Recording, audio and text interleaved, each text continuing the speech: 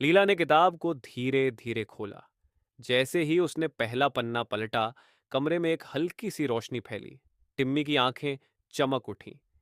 क्या यह जादू है? उसने उत्सुकता से पूछा। टोबी ने ध्यान से किताब को देखा और कहा, यह केवल रोशनी नहीं है, यह हमें उस रहस्य की ओर ले जा सकता है जिसे हम खोज रहे हैं। किताब के अगले पन्ने पर लिखा था, जो भी अंधेरे में छिपा है उसे उजागर करना होगा।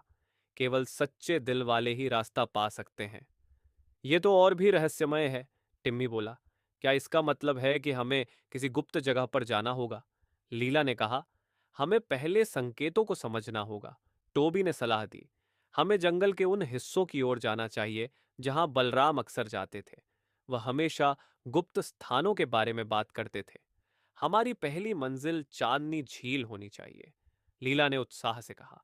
वहां की खूबसूरती और रहस्य दोनों का जिक्र बलराम ने किया था।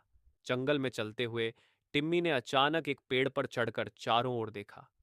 वहां मैं चांदनी झील देख सकता हूं, उसने चिल्लाया। जब वे झील के किनारे पहुंचे तो वहां की खूबसूरती ने उन्हें मंत्रमुग्ध कर दिया। लेकिन झील के पानी में कुछ अजीब सा दिख रहा था।